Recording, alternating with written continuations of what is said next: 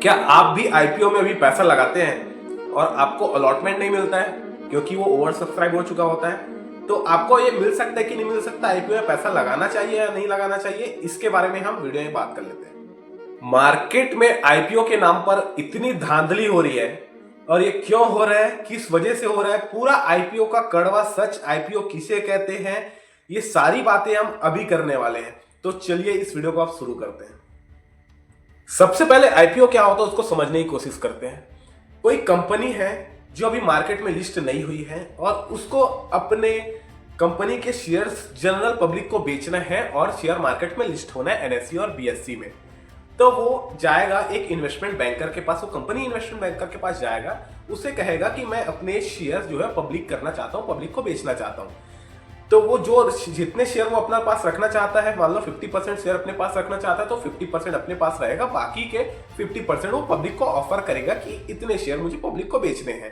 तो investment banker ठीक है, वो एक सिर्फ एक मिडिल मैन की तरह काम कर रहा है, वो पब्लिक इशू निकाल देगा। अब आप उसमें सब्सक्राइब करेंगे तो फॉर एग्जांपल 1000 शेयर उन्होंने ऑफर फॉर सेल किए, तो 1000 शेयर से ज्यादा के लिए अप्लाई पब्लिक ने कर दिया 2000 शेयर के लिए, तो ये हो गया ओवर सब्सक्राइब, मतलब कि 2 गुना सब्सक्रिप्शन हो गया।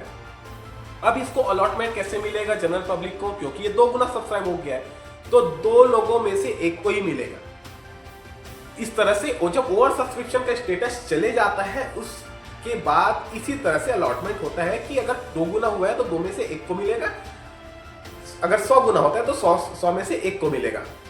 अब क्या ये जो ओवर सब्सक्रिप्शन है उसका असर ये आईपीओ के प्रीमियम पर पड़ता है? मतलब कि 100 का पब्लिक इशू निकलता है, वो आप देखे होंगे कि 102, 110, 120 पर ऐसा लिस्ट हो रहा है। तो ओवर सब्सक्रिप्शन का कोई लेना देना नहीं है इस चीज से, ये डायरेक्टली लेना देना होता है ग्रे मार्केट प्रीमियम पर, मतलब कि डब्बा बाजार।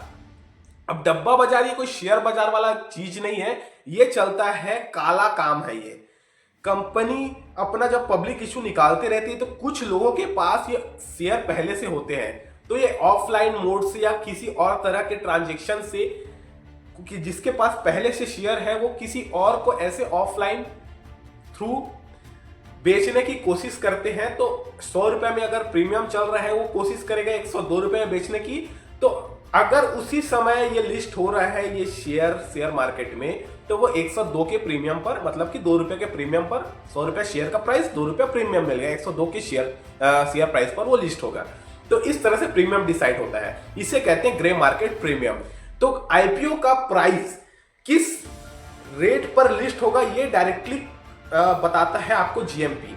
तो कभी भी आप आईपीओ में अगर इन्वेस्ट कर रहे हैं तो आपको ये चीज ध्यान रखना है कि उसका ग्रे मार्केट प्रीमियम क्या चल रहा है। हमेशा ये देखिएगा, आप मार्जिन ऑफ सेफ्टी रखिएगा जब भी आप किसी पब्लिक इशू में इन्वेस्ट करते हैं। तो फॉर एग्जांपल आपको कम से कम 20% का ग्रे मार्केट प्रीमियम चल रहा होगा तभी आपको अप्लाई करना है, क्योंकि जो ग्रे मार्केट प्रीमियम है वो ऊपर नीचे बहुत ज्यादा फ्लक्चुएट होता है। मान लो अगर 50% भी प्रीमियम चल रहा है मार्केट में, अगर कोई बेकार न्यूज आ गई, किसी भी तरह का कोई हमला वाला अगर बात आ गया, तो ग्रे मार्केट प्रीमियम बहुत दंड से गिरता है, मतलब कि 50-70% तो आराम से वो गिर जाता है ग्रे मार्केट प्रीमियम।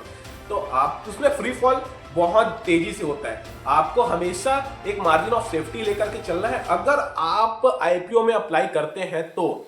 वैसे तो मैं पर्सनली यही मानता हूं कि आईपीओ में अप्लाई हो सके तो नहीं करना चाहिए, क्योंकि अभी जो धांधलेबाजी चल रही है वो आईपीओ के थ्रू ही चल रही है। इसके बारे में थोड़ा आगे बात करेंगे। अब आप पूछेंगे कि जीएमपी कैसे देखें, तो जीएमपी के लिए आप डायरेक्टली गूगल में सर्च कर सकते हैं, what is GMP of Meesho limited, ऐसे करके आप लिस्ट उसमें गूगल में सर्च कर सकते हैं, वो आपको बता देगा कि आज का जीएमपी क्या चल रहा है। हमेशा जीएमपी देखिएगा कि आज का क्या चल रहा है, अभी क्या चल रहा है। बहुत सारी ऐसी वेबसाइट भी आ गई हैं जो आपको बता देगा।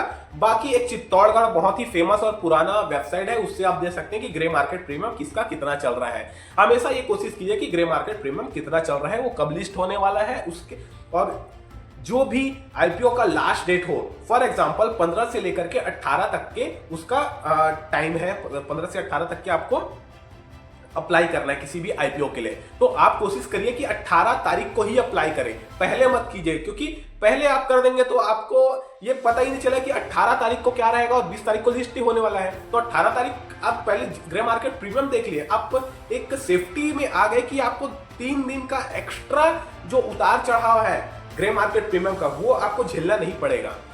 तो ज्यादातर आप ये कोशिश कीजिए कि आप लास्ट डेट को लास्ट टाइम में अप्लाई करें।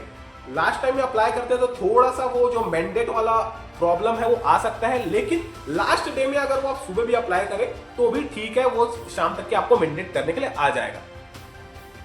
अब हमको कितना लॉट अप्लाई करना चाहिए? देखो, नॉर्मल इंडिविजुअल रिटेल इन्वेस्टर को एक ही लॉट अप्लाई करना चाहिए। अगर आप 2, 3, 4, 5 लॉट के लिए भी अप्लाई करने जाएंगे और अगर वो ओवर सब्सक्राइब है, वो कंपनी, वो आईपीओ ओवर सब्सक्राइब है, तो आपको वो एक लॉट ही मिलना है, भले ही आपने 10 लॉट के लिए अप्लाई क्यों ना हो किया हो, इंडिविजुअल को एक ही लॉट मिलेगा। हाँ, अगर आपने एचएनआई कैटेगरी में अप्लाई किया है तो आपको 2 लाख के शेयर मिलेंगे। ऐसे में तो आपको वही 14-15 हजार वाले शेयर ही मिलने वाले हैं। तो आप जब भी अप्लाई कर रहे हैं हमेशा एक लॉट के लिए अप्लाई कीजिए, अगर आप इंडिविजुअल कैटेगरी में अप्लाई करते हैं तो। अगर आपको ज्यादा लॉट चाहिए तो आपको ज्यादा आईडी से अप्लाई करना पड़ेगा, और ज्यादा अगर चांसेस बढ़ाने हैं तो भी आपको ज्यादा आईडी से अप्लाई करना पड़ेगा। अब आपको ये लगेगा कि हम एक आईडी से अगर 8-10 लॉट के लिए अप्लाई करेंगे तो हमको आईपीओ मिलने के चांसेस बढ़ जाएंगे, ये आप सोच रहे होंगे। तो ऐसा नहीं होता है।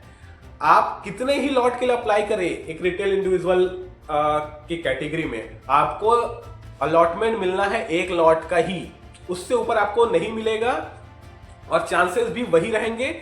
1% अगर चांस आपको मिलने का तो कितने भी लॉट आप अप्लाई कीजिए 1% रहेगा। ऐसा नहीं कि आप बल्क में परचेस कर रहे हैं तो आपको प्रेफरेंस मिलेगा, ये ऐसा नहीं होता है।